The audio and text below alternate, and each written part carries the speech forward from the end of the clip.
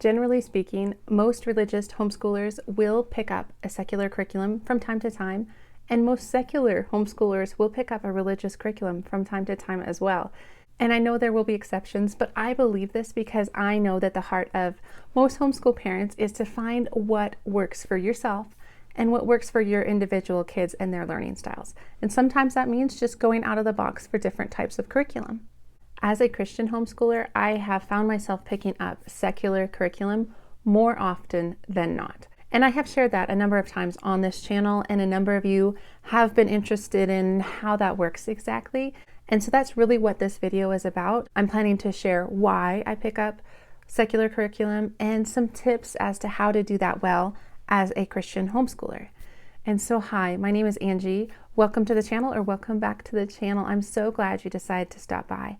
And if you find this topic at all interesting, or you feel like you learned something, please consider liking it and subscribing to the channel if you aren't already subscribed. As most of you probably can attest, there is a bit of a divide or a difference in opinion in the homeschool community when it comes to kind of the secular camp as well as the Christian or religious camp. But as a person who definitely straddles the line between that, where I have picked up a lot of secular curriculum and I have also picked up a lot of religious curriculum, I can assure you that both sides are fiercely passionate about their children, about education, about really setting our kids up with a strong foundation in their education. And so I feel like you could do well either direction. And so that's not what this video is about. It's more about my personal journey through finding the right curriculum for my family.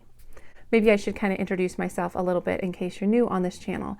So I've been homeschooling for maybe, 3, maybe 4 years. Yeah. My oldest is 7.5. My middle child's almost 6. And then I have twin 3-year-olds. And so it's really busy. It's kind of crazy around here. But I also have my PhD in microbiology, immunology, things like that. And I was a professor at a Christian university here in town before I started having kids, and I just loved it. It was a great experience.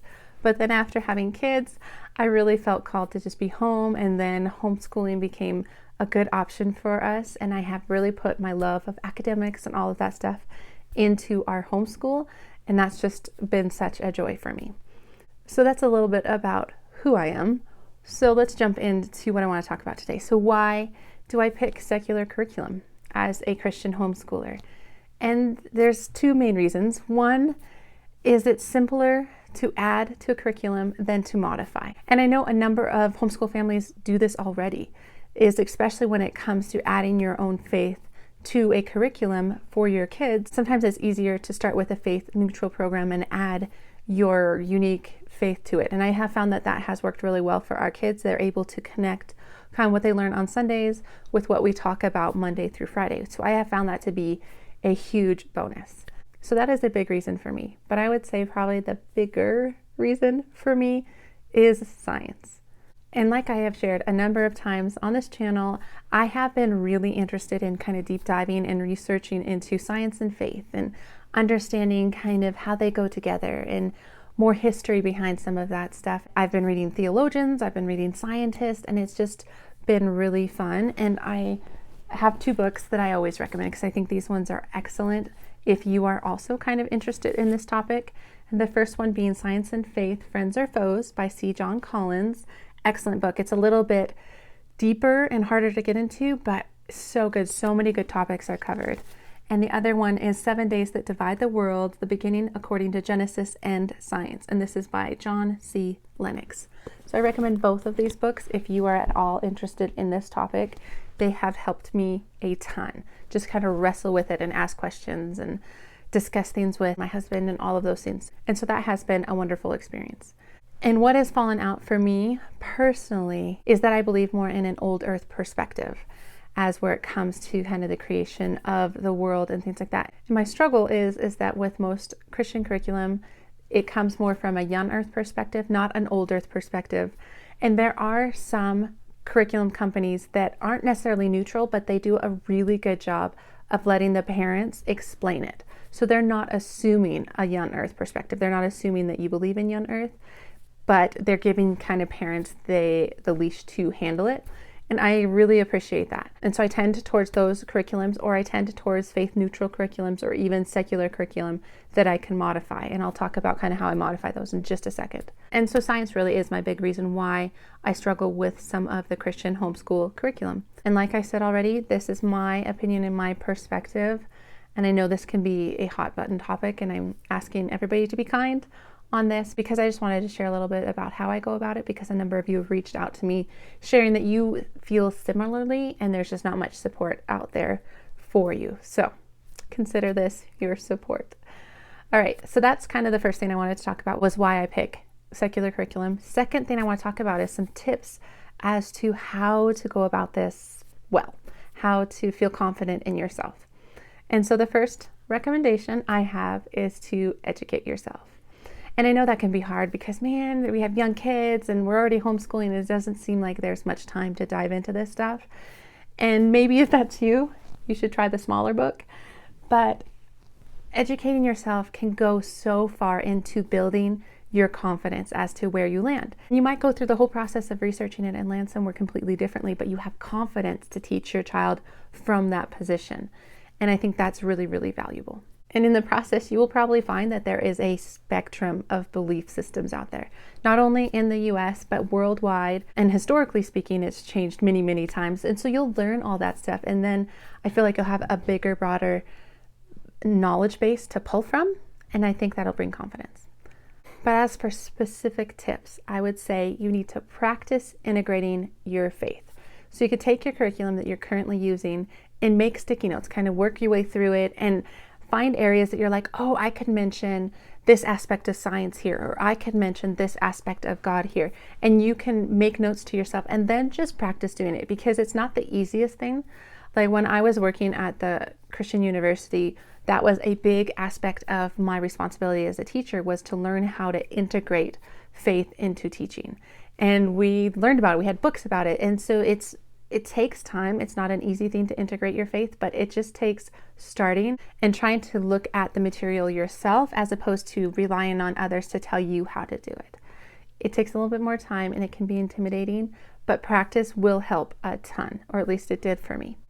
So I'll give you a little bit more specifics. So say I come to an area of our curriculum where I think science is stretching it a bit. This is very common in just kind of the scientific community and culture, to take something that maybe isn't as well known and say it with so much confidence and assurance that people believe it more as like fact and truth, even though within the scientific community, everybody knows that like, oh, we're pretty sure. We're not 100% sure. We still need to do these things. And so since I was trained as a scientist, I know that's how science works. And so sometimes when you read science explained in curriculums, it's like, oh, that's overstating it a bit. Or in my opinion, it states it in a way that has to fill in the gaps because there's like this fear that we just don't understand that. Or maybe there's other reasons why that has occurred that are not necessarily tangible scientific reasons. They may be more faith-driven reasons that are just can be very beautiful and wonder-filled, but science tends to fill those gaps in. And I think sometimes out of fear of either being wrong or of like not knowing all the answers. And I think that is where integrating my faith can help this really shine. It can take science and make it this just beautiful thing, and then add God to it and add wonder on top of already how beautiful and interesting science can be. So that's what I tend to do. I try to look at science in that way. And on the flip side, I'll do that with more of some Bible curriculum or areas of curriculum that is more religious focused. Is sometimes I feel like, they have stretched it too far, or maybe out of fear, there's been some maybe misuse of scripture or overextension of that in order to lessen science, which can be fearful in some ways. But what I like to do in that area is the same, is it's just kind of flipped. It's like where I like to highlight how could have science contributed to this? Can you see how God could have used science in this way? Or he developed science. He developed us to understand the natural world and find it just beautiful. And to add that aspect to it, as opposed to be like, well, no, science is scary or it's something to be feared. And so we want to just make sure God is on display, which is very good. And I never want to say that you don't want to do that. But sometimes it feels like it's overdone, in my opinion. And I know y'all might think completely differently on that, but that's kind of where I stand out, is I try to look for those different areas within science or within kind of religious teachings that maybe overstep out of fear, and you can help interject more wonder by kind of bringing the opposite in. I hope that makes sense. I'm not sure if I am making any sense for all of you, but that is what I try to do when I am confronted with things that I'm just like, maybe I wouldn't have said it that way, or I don't think that's an appropriate use of science, or I don't think that's an appropriate use of scripture. And so that's how I kind of handle it. And so I hope that makes sense. And I hope it was helpful for any of you that have been interested in this idea or kind of find yourself in a similar location as myself. I would love to hear from you. I'd love to hear from you on wherever you fall out on this. I'd love a discussion on the topic of just science and faith and homeschooling, and just the acknowledgement that it can be kind of tricky and sticky and not easy to navigate all the time. But I think we as a homeschool community can kind of support each other. So that is all I have for this video. And so please consider liking the video and subscribing if you're not already subscribed. But otherwise, I will see you in the next homeschooling video. Have a wonderful day. Okay.